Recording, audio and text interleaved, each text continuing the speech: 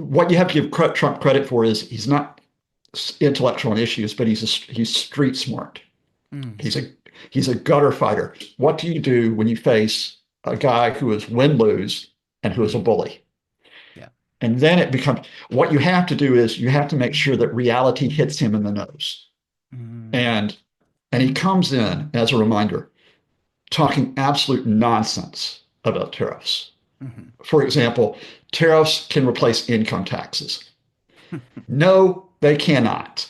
There are reasons why numerically they cannot replace income taxes, Mm. but they cannot replace income taxes, or if they replace them, only in the sense of you're being taxed another way. Hello and welcome to Eric McElroy's American Exchange with me, Eric McElroy. That's how it works. It surprises me every single time. This is the podcast where I dial back across the pond to find out what is happening in my home country. So, welcome for the first time, or welcome back if you've heard us before. When I say dialing across the pond, this time I've done the short pond. I've only dialed over to Ireland, where I speak to a professor at the University of College Dublin, Scott Lucas. He's also professor emeritus at the University of Birmingham, and he's also at the Clinton Institute, which is at UC Dublin. He's also a journalist and founder of EA Worldview and has loads of depth of experience and looking at international affairs. And particularly, he's a fellow American as well. So he's the same as me, fellow expat who is looking at the home country because we it's just one of those things you can't maybe I don't know people I think everywhere that you're an immigrant if you've gone to live in another place, there's always a pull and a drawback to your home. It's just part of who you are, but informed in a different way with a different worldview. Well, he has lots of different insight. We talk about how Trump likes to govern as a bully, especially when we look at the tariffs that he's been putting into place.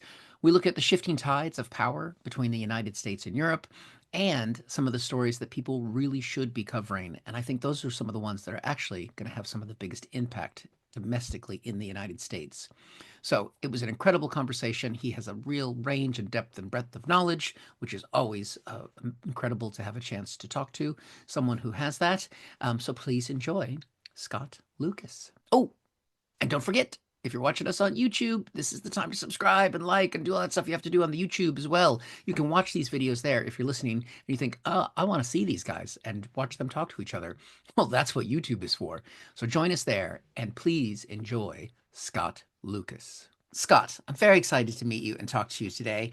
There's so many things I want to talk to you about. There's so much going on because it is just this constant hose of information and news at the moment from our home country. I want to ask you a public policy question for first, and I want to Yeah. ask if you think this is a strong approach to policy, which I guess in the UK we'd call it the hokey cokey, and in America we call it the hokey pokey, and it's a reversion of that where I think it's where you put the tariffs on and you put the tariffs off, you put the tariffs on and you put the tariffs off. I have never started the podcast with a song before, Scott. So And my singing voice is terrible, so I'm not going to join you in that. But the what problem there, is yeah. this? I mean, I mean, we know that Trump can do almost anything and it never seems to hurt his popularity. But do you think within the course of a week, because he's done this a month ago and he's done it again, to blow up international trade with our closest trading partners and then reestablish trade with our closest partners, is there a mad genius to this or is it just mad? Oh, there's no bad genius to this. The man's an idiot. Now, I will not say this in my political analyst hat when I go to other outlets, right? If you go on the BBC, you got to be all nice and polite about it. And the English are especially like this. Oh, don't say lie, say economical with the truth. Let's, the easiest way, we'll talk tariffs as an example, but the easiest way is you start with the person himself. Mm, And whether you're doing like you do, stand up comedy, whether you do journalism, whether analysis, you try to get inside someone's head, the way they're seeing the world and the way that they're acting. And that's especially important with Trump because that's not the way you're necessarily trained as a journalist or as a political mm, analyst, because you grow up in this idea that all these institutions operate with all these rules and that they all interact with each other in certain ways and that there's always adults in the room. So even if they're doing like evil or bad things, they're rational, right? yeah. They're rational bad or rational good. Trump Trump doesn't operate like that. Trump Mm. operates, and the shorthand for it is he's transactional, Yeah. right? He's transactional as a businessman. Now, what that means is he'll want to screw you over. That is what that means if you get behind the scenes, right? And he was that way as a businessman. And here's what's different. He's that way as a president, Yeah. and presidents aren't supposed to act that way. They're supposed to act on behalf of Americans and American security and the American economy and the American environment, yeah, yeah, yeah, and for alliances. And Trump walks in, and by the way, he's a failed businessman as well. And you've talked to David K. Johnston about this, but I can amplify that. And he walks in as president. He's like, how much can I get out of this office, either in money or Mm. in personal glory? That's where he walks in. And here's the other thing about this. Some businessmen, to give them credit, work on a win-win basis. Yeah. You win, I win. Trump does not operate on a win-win basis. He operates on a win-lose basis. That is, I can only win if I screw you out of something, right? Mm.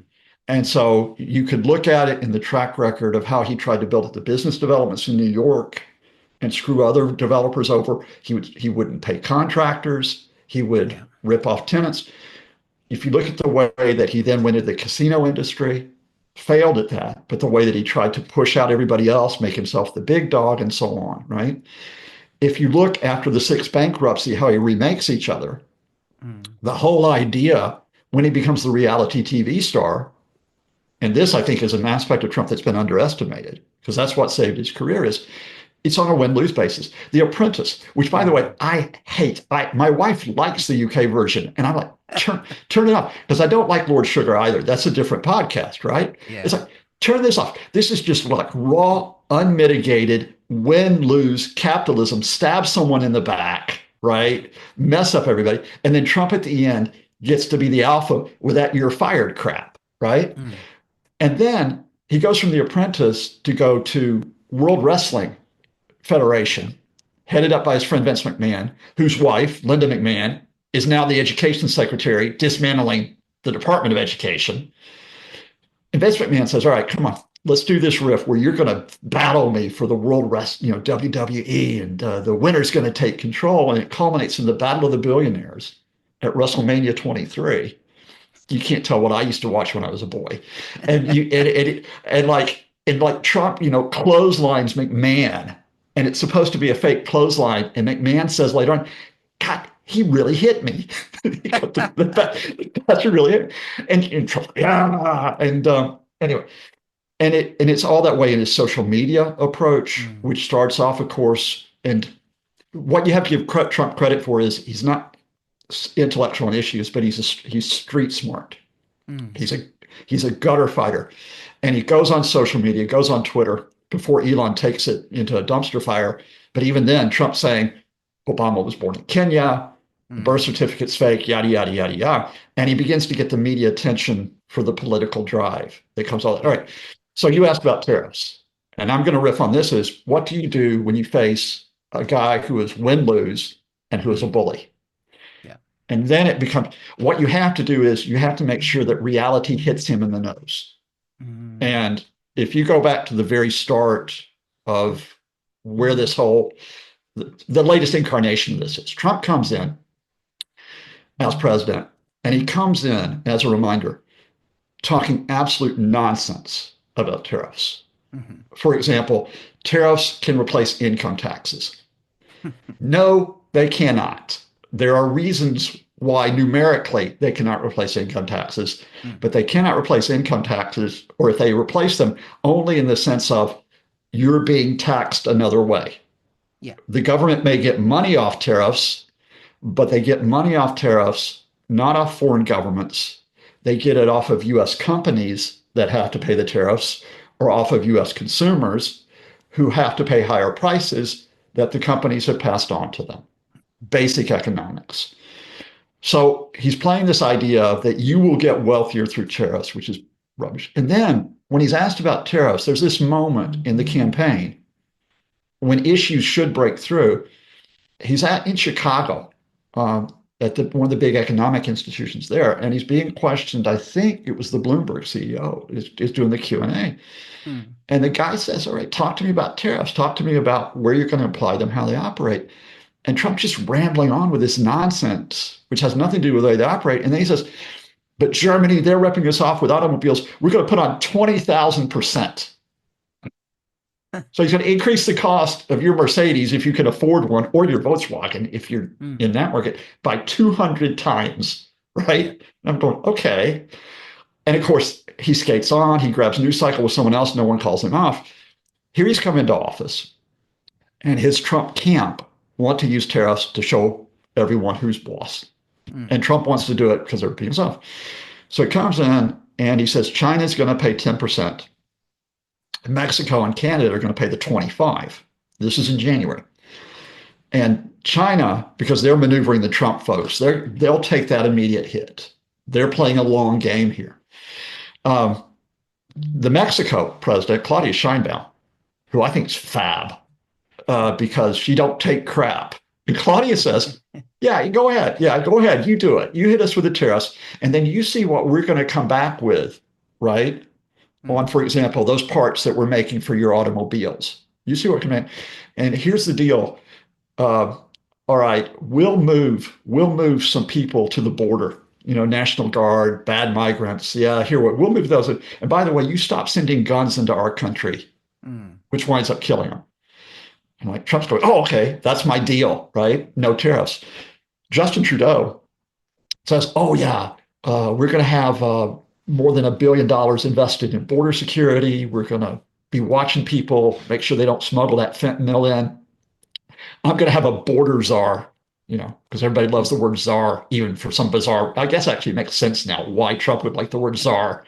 And then it's like, yeah, oh, Trump's going, yay, I've won. Canada had announced that plan in mid-December, Yeah. right? So there was nothing new, but Trump could say, okay, I'll delay the tariffs for a month. So what does he do in recent days? Oh, I've reviewed the situation. 25% tariffs on Canada and Mexico. Wow. Claudia Sheinbaum doesn't say anything. She doesn't say anything. She basically says, we're going to wait this one. Just watch this, right? Canada, which all of a sudden, Donald Trump's big foreign policy achievement right now he's made Canada like into Americans. Like now it's like, instead of USA, USA, it's like shouting, oh, Canada, and like booing people at hockey games. It's like, okay. So what is elbows up? That's the expression I learned this week. So Canada goes all elbows up, which is we're going to hit you with tariffs. And by the way, all that Jack Daniels you think is the best whiskey in the world, well, that's coming off our shelves because everyone, of course, knows quite properly that Irish whiskey is the best in the world. But I just thought I would get that in there. So, and then realistically, what happens is first, our stock market dips Mm. because tariffs are not good for companies. And Trump always watches the stock market. Then the manufacturers put out public statements, and especially the auto manufacturers, and they say, this is going to hurt us. This is going to hurt us bad. And they start calling up people in Congress Mm-hmm. and all of that circulating. And then Trump's like, well, reality just hit him in the nose. And so now, oh, I'll give them another month and we'll see if he tries this wheeze on at the start of April or if he tries it on the European Union or something else. Mm. When you have a bully, he'll try to punch every kid in the school. Yeah. And that's what Trump will do. He'll move on and he'll try to punch someone else this week. And of course, and when a bully is accompanied by a guy who thinks he looks good wielding a chainsaw, spoiler alert, he doesn't. Yeah. Then you get the madness, which actually does have the destructive effect because the tariffs for now are paused. All the crap that's happening, gutting U.S. agencies, that continues. So do you think so standing up to the bully effect, I think is true. I think he's obviously he's a paper tiger in that sense, and that, everything that he says he's done, all the Hmm. greatness that he's done, it's usually half or even less than what it is. And the problem, of course, is that, which is a broader discussion, is that because people are in their information silos, his people keep hearing that he's Hmm. great and listen to Fox News. And then, the other side of the world is in reality. Do you think that, going on a different area, do you think that Zelensky in that fatal White House meeting, which feels like it was a year ago, but I think it was only barely a week ago, Yeah. do you think Zelensky was trying to stand up and punch them back in the nose, and it blew up in his face in that case? Or maybe it hasn't yet because there hasn't been enough time to digest it properly. Now, one of the things on EA Worldview, which is this site which like I just keep running it, and news and analysis site, me and a group of people, and we cover Ukraine on a daily basis. We have ever since the first day of the full-scale invasion. So I've been watching Zelensky. Our motto on EA Worldview, our approach, by the way, is to work from the ground up. So as much as we'll talk about the US and so on, we always start with what's happening in Ukraine, what's happening in Russia, right? Or what's happening in Israel and Gaza. You work from the ground up and read this. So to cover Ukraine, I schooled up on Zelensky, the whole Ukrainian system, as well as on Europe, which will become a part of the story that I'll tell you very quickly, because it is important that you raise this. It's really important in that episode that took place just over a week ago, when Zelensky goes to the White House, to know why he's there and to watch the full discussion that takes place. Zelensky has gone there to sign a minerals deal, especially rare earth minerals, with the U.S. Now, the U.S. initially presented this as an ultimatum, which is give us your minerals. And because there are still some adults in the room in the Trump administration, some adults in the room, they're like, okay, Zelensky's not going to accept this. And Zelensky says he's not going to accept it. So they negotiate a 50-50 deal where the U.S. only has 50% control, but the money is supposed to go for the reconstruction of Ukraine. Now, there's still some issues with that. For example, can the U.S. veto what Ukraine wants to do with the proceeds that it gets from the minerals? Can they veto particular reconstruction projects? But they've gotten to that point, and they're going to sign that deal. And I think Trump is happy at that point because he thinks, I get to show off. I've done this, and all the Trumpists will go out and say he was forceful. He pushed Zelensky into this. Zelensky has gone over there, however, not just to get the deal. He's there to try to maneuver and get security guarantees from the Americans, because what the Trump folks are threatening to do is to just abandon Ukraine entirely, especially J.D. Vance, the Fox TV presenter who calls himself a defense secretary, Pete Hegseth. They've already said this at a conference in Munich, that Europe has to do it. And so Zelensky is, and I've fortunately got Ukrainian students as well. So been talking to him all week. And so it's like, okay, Zelensky, I think, is looking a bit agitated with Trump saying stupid stuff. They're actually saying, from their perspective, he actually was really calm compared to what Zelensky could be like. But he's sitting there, and of course he's not wearing the nice suit.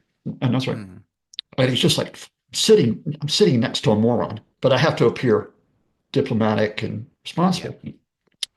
Now, here's the key point, because people will only watch the sound bites out of this, and you have to watch before you get to the sound bites. When Uncle JD comes in, like, I'm going to do some whoop ass shit, which is what JD does, and comes in and he says, oh, President Biden, he sucks. That's not exactly JD's word, but President Biden, he sucks. Yeah. President Trump, he's brilliant. He's brilliant because he pursues diplomacy. He's brilliant. Now, what Zelensky did, and people in Ukraine will debate whether or not this is a mistake, but he did it politely. This is the key. Is he came back and he said, can I explain something to you, JD? And he says, for 2 to 3 minutes, he's explaining why diplomacy hasn't worked with Vladimir Putin. And there's a whole history with Ukraine that actually goes back to 1994. But I'll leave that. The more recent history is since 2014, Russia's continued to try to seize territory. It's continued killing Ukrainians, and it has walked away from deals. Zelensky is saying this in particular because he knows that the U.S. is directly negotiating with Russia, trying to exclude Ukraine and Europe. So he's trying to maneuver them into saying, at least, all right, make Ukraine part of the discussions. JD just goes ad hominem. The only Latin word I know properly, he just goes straight ad hominem, and he goes right after Zelensky, which is, you're disrespecting the office. You're grandstanding for the U.S. media. You should thank us. You're being disrespectful, right? And that's when it all blows up from there, because Trump, now Trump's ego has been brought into it. Yep. And Zelensky, who keeps trying to explain it to it, he slips up at one point to Trump, who, by the way, doesn't even know when Russia took over Crimea. He gets the date wrong. And that's how little he knows. He says to Trump, you might not feel this now, but you're going to feel this. You're going to feel the effects of this. And Trump blows this up. Don't tell me how I feel. Yeah, yeah, yeah. And then all the big man crap goes down. At the end of the day, then they've got to posture. They've got to tell the media that they've thrown the Ukrainians out of the White House. The deal won't be signed, right? And as an analyst, I got to read all that nightmare stuff because my phone's blowing up on Friday as soon as it happens, and I've got to do comment. So the job here is, at least for me, is you always read what happened immediately, then you go wider in terms of where we are in terms of wider context. And what has immediately happened here is that J.D. Vance has ambushed Zelensky, right? You read what happened. I differ from some other colleagues here in that I think he did it without coordinating it with Trump. Yeah. And that is because there is a faction in the White House that really doesn't want to support Ukraine in any way, deal or no deal on minerals. JD is very close to people around Donald Trump Jr. And all you have to do is go to Trump Jr.'s timeline on the dumpster fire on X and see where he says we should have economic links with Russia and not Ukraine, right? Jesus. And where he trashes Zelensky. And again, all of this matters in terms of context. Who is it who pitched for Russia as a prime market for Trump organization to develop property? Donald Trump Jr. on record, right? So I think JD's working with those groups. The adults in the room, well, first of all, Marco is truly living up to Trump's nickname for him, Little Marco, because he's trying to sink into the damn sofa, right? The envoy to Ukraine, Keith Kellogg, who is trying, I think, probably to work this out to maintain some support for Ukraine, but he's forced into a position where he has to back Trump. So does the National Security Advisor, Mike Waltz. And you have this disaster. Now, there's a sequel to that story, which is very important because it doesn't necessarily make U.S. press. This was on a Friday. On a Monday, the Europeans are having a big meeting in Brussels. They're all convening in there. And I happen to have contacts who are in Brussels, which is convenient at that point. And I'm like, look, is Europe just simply giving up on this because the Americans are walking? Because Trump is about to cut military aid to Ukraine. Or are the Europeans, are they going to rally on this? And they were actually, the mood here is surprisingly bullish, worried, concerned. But the mood here surprisingly is, look, we have to step it up here while keeping the door open, which is precisely what has happened. In the course of the past week, Europe has made this commitment to, I think, 800 billion euros for investment in security. That's defense investment, defense production, reconstruction money, financial support to the Ukrainian government. All of that is there, right? They're talking about their alternative plans for negotiations.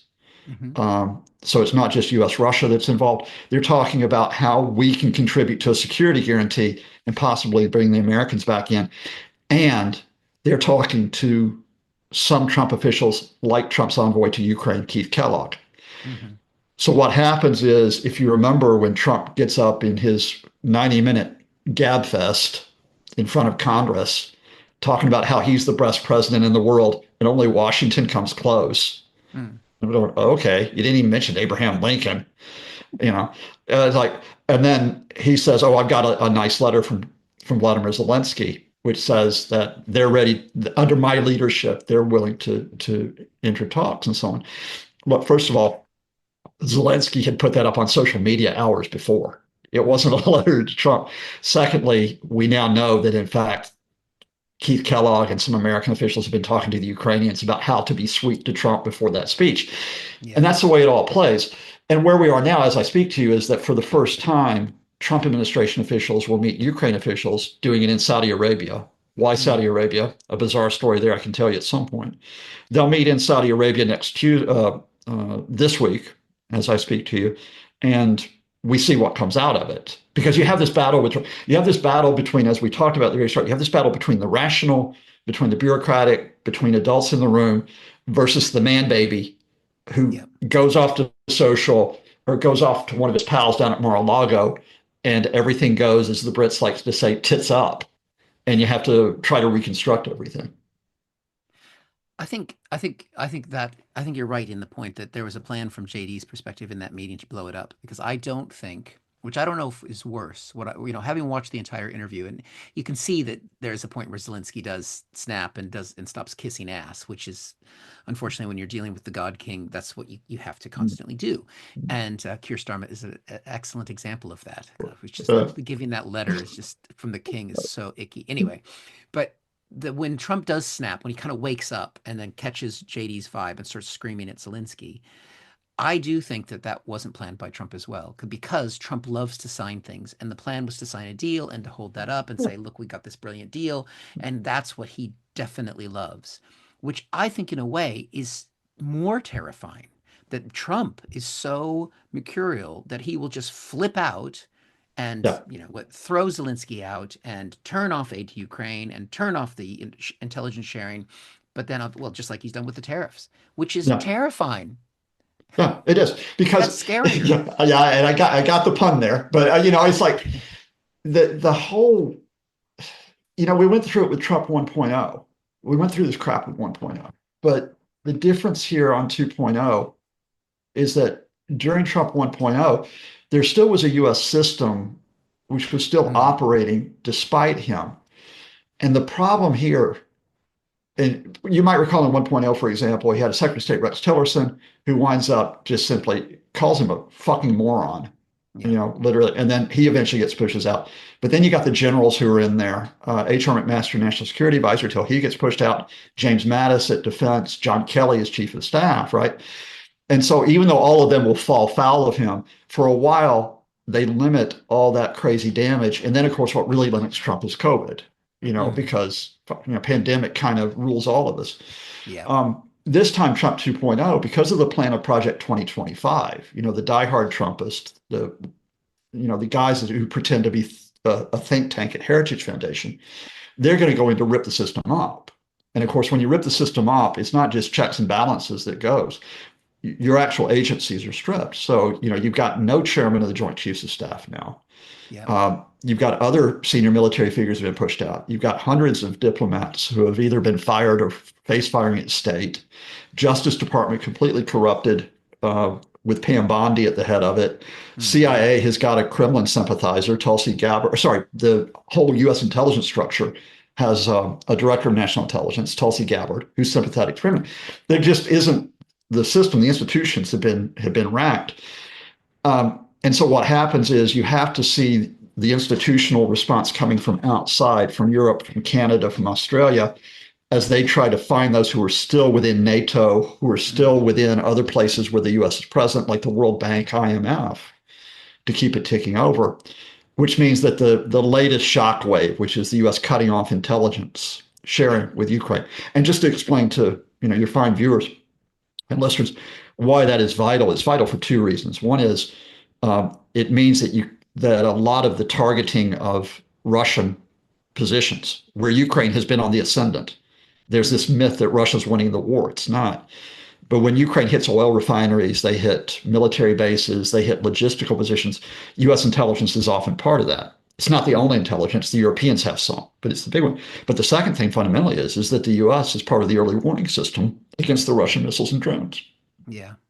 Russia, Russia had not been firing that many missiles because they're short of missiles. But guess what? Days after the U.S. lifts restricts intelligence sharing, they fire 67 missiles overnight. Yeah. Because it's going to be harder to intercept them. So that how do you pull back from that? You have to keep trying, and that's Mm, the chain of events of this is that the Zelensky visit we discussed was in coordination with Macron of France, Starmer of the UK, and more broadly the EU. And if there's any silver lining coming out of the man baby doing all of this, Europe, which has been slow to act in the past, and everybody says yeah. it's slow to act, they now recognize the necessity of what's happening, except for a couple of Trump allies. The pro-Putin, the Putin ally, Viktor Orban in Hungary. Mm, Um, Although actually, he's probably the one outlier. It was interesting that another Trump ally, a guy named Robert Fico in Slovakia, he even supported the European Union statement on Thursday. which made Mm, this big commitment to increase the security. So there's a bit of silver lining here, but the yeah. reality is, and this is for another time when we can chat, because like being an American, you watch America, but then living here, you watch Europe. Yeah. That Europe cannot completely replace what the Americans provide. Mm. So how do you maneuver so that Putin doesn't get his way and annex about 25% of Ukraine, which is what he's aiming to do. Yeah, I mean, because the long-term consequences of this is that Europe being under the American wing, yes, it means that America has had to carry that a little bit, but it also means that America gets to do what it wants. And once, it's like when your kid gets a little bit older and you start going, I wanted them to have a little bit more autonomy, but shit, now they have free will.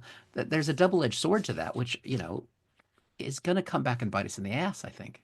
Sorry, bias in the ass in the UK or bias in the ass in Well, America? in the Yeah. U from the US perspective, like, Yeah. yeah, if you push these people long enough and then they go, okay, fine, fuck off.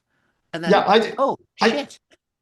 it's gonna, well, it, it's unprecedented. I mean, because some Hmm. people are interested. Some people will come back and say that America, quite rightly, was politically isolationist in the 20s and the 30s, Yep. right? And those people there, history, when America went full scale protectionist back in the early 30s under a Republican administration under Hoover, it just made things disastrously worse. The Great Depression Yeah. really doesn't start to accelerate till the 30s when that crap comes out. And that's what Roosevelt has to come in and reverse. Hmm. Then America after World War II is internationalist, yada, yada, yada. And that's the world I know. That's the world probably you know. And now we're back in a Yeah. world which is America honestly going back, this America first mantra, which was the mantra, by the way, of the isolationist who wanted the Yeah. US to stay out of World War II. Quick reminder, is that really where you want to go? And I think the test cases that I'm watching on the security front, I'm watching Hmm. how the Europeans react. I'm going to watch from the Middle East. I'm going to watch how the Gulf states maneuver this because Hmm. this is kind of an insight. The thing about the Gulf states is they know Trump is transactional Yeah. and they will try to play him at his own game to Hmm. get as much as they can out of the states, Yeah. right? Especially the Saudis.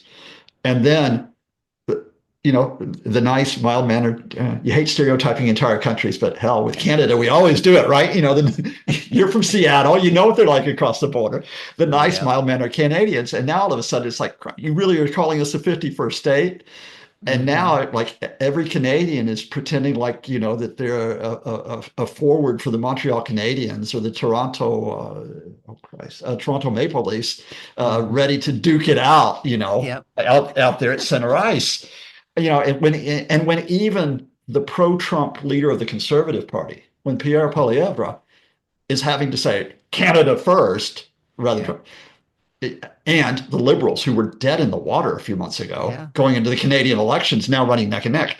Well, hello there. I mean, I will give you something really provocative as a stinger that I hope other news organizations come up and they credit Eric McElroy's program, which is this, and that is here's where Trump is really like Putin.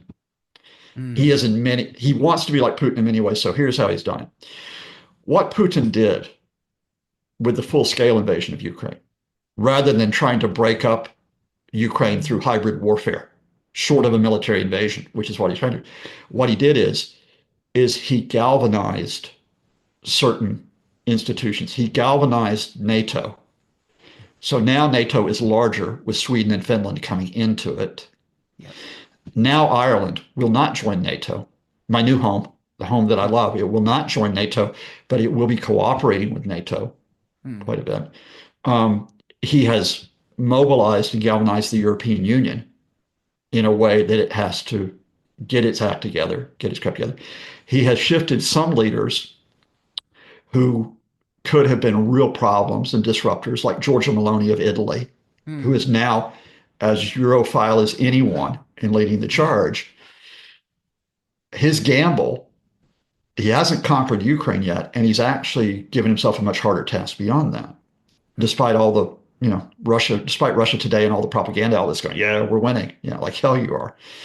What Trump has done is within 6 weeks has galvanized new arrangements of people and the way they talk to each other and they talk to each other, which I don't think will necessarily bite Americans in the backside, because I think it's not targeted that Americans are bad, Americans bad, but Hmm. it will hit the Trump administration and certain American institutions and businesses.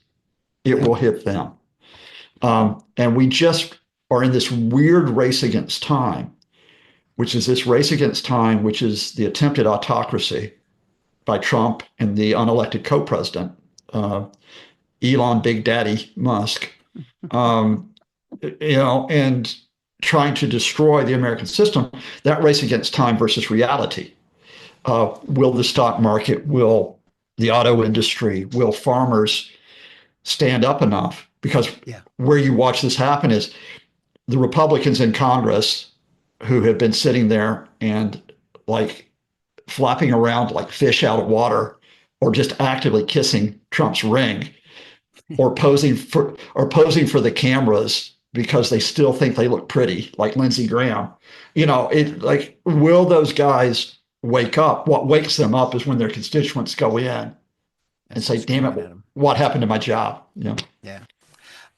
Well, there's two more quick things I want to get to because Yeah, I really appreciate your time and want to be yeah, conscious of that. First is, I mean, on that, what you've just said about the authoritarian Trump, if I'm saying that right, I feel like my yeah, mouth is mealy this morning. yeah, Um, my theory, and I haven't seen a lot of people talking about it, and maybe I just haven't been looking in the right places. I think Trump needs to let Putin have Ukraine because that permission structure is then the rationale that he's going to use to justify his imperialistic tendencies of Greenland, Panama, Canada, Gaza renewed, and that he's going to go, it's not going to be America first is going to mean America take. And he can't, what makes it easier to do that is to let Putin have Ukraine, let China have Taiwan, and all these other, they can all do what they want. Have you yeah. seen that discussed, or do you I think I that's bre- true? I think it's really interesting, but I break it down. I go step by step with it. Right. First of all, as we say, always read Trump. The first thing with Trump is he wants the photo op. Mm, It is as fundamental as that. And I just give you this. I think the one iconic photograph, because you mentioned the Starmer envelope, from King hmm. Charles, and Yeah. Trump opening it up. Starmer going, "Do you want to read it?" He's like you're handing a Christmas, like Christmas. You're handing the gift to your child. Do you want to open it? And Donald goes, "Yeah." Look, he's looking at Charles' signature. Go back to 2019 when the North Koreans send over the number two, Mm, right, to yeah. Kim Jong Un, and he brings over like the comedy envelope, right? The Yeah. kind of thing that you only use if you're a stand-up comedian or if you're presenting a lottery check. And Yeah. like out it comes the comedy invitation, right? And Trump's like, "Yay, yay, yay! I'm going to go to North Korea." And it's like he wants that photo op with Putin, or with Putin and Zelensky, hoping that Zelensky will cave. And of course, the Russian price for that will be, you accept that this part of Ukraine is ours, and you lift the Mm, sanctions on us, and yeah. you keep Ukraine weak. All of those conditions. Now, by the way, where I think this winds up, where it lands is it will land in Russia having an occupation in the near future of that area that it holds in Ukraine, but Mm, Ukraine getting security guarantees, at least from Europe and from other countries. It's going to be a replay, a 21st century update, a reboot of West Germany and East Germany in the yeah. Cold War, right? But let's go beyond that. All right, gets the photo opportunity with Putin, right? Okay, does that mean he's making a play for American imperialism? I actually don't think so. And this is Mm, where it gets a bit, you go back to that bully metaphor that he just punches someone in the nose yeah. and sees how they react. And because he knows that even if he doesn't get what he wants, he's going to grab the news cycle with it, right? Sure. So he goes over and he tries to punch Denmark in the nose with Greenland. Well, there are some Trump people who are looking at the rare earth minerals that Greenland has. It has a hell of a lot. And I don't want to underestimate that. Mm, But from Trump's point of view, it's just like, we're going to take Greenland. I'm going to build a resort hotel there. Here's a photo opportunity. I'm going to send my most excellent skilled negotiator, Donald Trump Jr., on a 6-hour trip to pose, along with a guy who I remember years ago was being presented quite rightly as a member of the far right whack jobs named Charlie Kirk, yeah. right? Before somehow Charlie got normalized. And here they are posing, running a fake poll that all of Greenland wants to become the 51st flaming state, which they don't. And Yeah. then that kind of recedes, because what Trump has succeeded in doing is, first of all, rallied Greenland into saying, we may want autonomy, but we don't want to be part of you. And then rallying Denmark into changing their royal coat of arms. Yep. They make sure that the symbol of Greenland is on it, right? Then he says, okay, Panama. We're going to go after Panama. And it's like, what do they get out of it? They rearrange the contract a bit on what they're charging U.S. military to go through. But the Yeah. Chinese are still there. The Hong Kong company is still there running their operations. That's there. That's not going to change. And kind of like, okay, Panama's kind of gone off with that. And God knows, what we do in Ireland is, because this is coming up just after you and I talk, Mm. Ireland's going to go over on the St. Patrick's Day extravaganza, which is a bit early in Washington. It's actually going to be on the 12th. The Taoiseach, the big guy, the prime minister for you English speakers, the Taoiseach's going to go over and present like a bowl of shamrock to Trump. And Trump's going to go, what the hell is this? But hey, look, someone gave me something. And then they smile and they pose for the cameras. And then Ireland's going to hope, just don't look at us now for the next year. Just go look at someone else. So now, I think the thing is, and I'm an arch foe of American imperialism. I'm on the record. I used to be hailed as being anti-American because of this. Probably have a dossier somewhere. This is not like the Bush boys trying to be the unipolar power at the start of the 21st century. Because in a crazy way, even as they were breaking rules, they were working with rules. This is how we use our military. This is how we try to maneuver diplomatically. Trump doesn't operate with any rules, so it just becomes this chaos theory of, can I sort of grab something, sort of like shoplifting a chunk of territory like Greenland, and nobody will notice it. Yeah. Well, in our last remaining 2 minutes, is there one story that you think is not getting noticed at all beyond Ukraine, maybe beyond Gaza, in all of this madness that is Trump? Is there anything that you think is being underreported? It's more, Eric, that things get reported, but then because of the nature of news cycle and so on, people jump off without picking up on it. So let me just give you little tidbits in terms of what it all means if people focus on it. If there's one Facebook account, my wife's first Facebook account, she goes to Alt National Park Service on Facebook, right? Which is still useful. Yep. If you talk what happens, anybody in Ireland that I deal with who's been to America, or most people do, they'll talk about New York. They talk a lot about Boston, of course, but they'll talk about, a lot of them have been to the parks, right? They've been out to the park. They're talking about Yosemite, Yellowstone. They talk about Grand Canyon. They'll talk about smaller parks. They're gutting the National Park Service. Yeah. So that part of what you represent America, not just to yourself, but to the world, that's being gutted, right? America, which has this record in terms of its leadership, in terms of dealing with medical issues. I grew up as a boy, and we talk about polio vaccine, right? And Jonas Salk, right? We talk about all the advances that have been taking place in terms of trying to deal with cancer, right? But we also talk about dealing with tropical diseases abroad. And a lot of that is American scientists. They can no longer communicate. If they're government scientists, they can't communicate with colleagues. That's it. They're blocked, right? National Institute of Health funding being cut.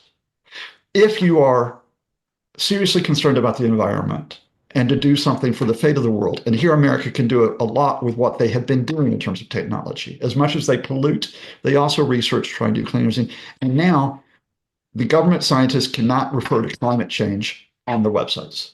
That's what's happening. I grew up in Huntsville, Alabama. We're famous for two things. One is, and they're connected. One is we have the world's largest auditorium named after a member of the Nazi Party, the Von Braun Civic Center, which is connected to two rockets and missiles, right? But we helped, we were the driver to put a man on the moon. We were the driver for the space shuttle. We were the driver for International Space Station. We were not Elon Musk. The national NASA and NOAA, right, are both being threatened with severe cuts because supposedly they're woke, rather than simply just driving what can be done in terms of exploration beyond the US. So it's the everyday stuff that just simply happens. And then the one thing I'd say beyond that, which you cannot report in an easy to do story. But I now say this as I've lived outside of America with the exception of 18 months. Thank you, Boston, since 1984, right? The one thing that you look back on it is that as someone who, and I would love to talk to you about your own relationship with the States, and then you talk to others about it. But there's almost like, it's almost like being in a marriage where you like, oh, you fight, you row, and at some point you can't give it up. Decency. The idea that Americans can be decent to each other and be decent to the world, even if they disagree. Mm. And that's, in terms of the public sphere, that's going, Yeah. right? You know, when you would rather trash someone who's trying to be a bit of good because you've been told that that person's the enemy camp, that rips at the fabric of your society and it rips at who you are. You just become nastier, right? Yeah. So for all you from all us good folks in Ireland to all you good folks in the UK, notwithstanding Brexit, to all the good folks in the States, and a shout out to the good folks in Ukraine and Gaza. That's what I hope we get back to. Mm. Well, that's a good message to end on. Thank you so much for your time today, Scott. I really appreciate it. Thank you, Eric. Onwards and upwards to keep fighting the good fight. So there we go. That was Professor Scott Lucas. An incredible in-depth conversation, really fascinating. I think especially the way that Trump just melts when someone stands up to him. And that is hopefully the strategy that other people will use. You've got to do that little bit of kind of kiss his ass and then push back in the non-direct manner to kind of get him to go, oh yeah, I got what I wanted. Never mind. Just give me a big envelope and invite me to a summit that never happens, and I'll think you're a hero. The last thing that we ended on, though, I think is one of the more interesting, and that's the little stories that are only barely bubbling out of America about the things that Trump and Musk are shutting down that I think will turn the tide against Trump. Closing the national parks. We didn't even get to talk about the fact that there might be 15% of the Veterans Administration department laid off. These are the things that are going to impact everyday people's lives that I think will reach those who thought that Trump was going to make their lives better, who genuinely thought, well, he's noisy and he's awful, but these are things, but he's different and he's going to shake up the status quo, not break the status quo. Maybe that's the space to watch, at least domestically, for the tide turning against Trump. We'll keep an eye on the international side of things as well. So please make sure to check out EA Worldview. There's a link to that in the description of the podcast or in the video. Make sure you check out the other appearances that Scott Lucas makes all over the place as a political commentator. And thank you very much for watching. Do the subscribe, the like, the review, all those kinds of things. We'll be back again next week. But thank you very much to Scott and to Mark, the producer. We'll see you next time. Bye-bye.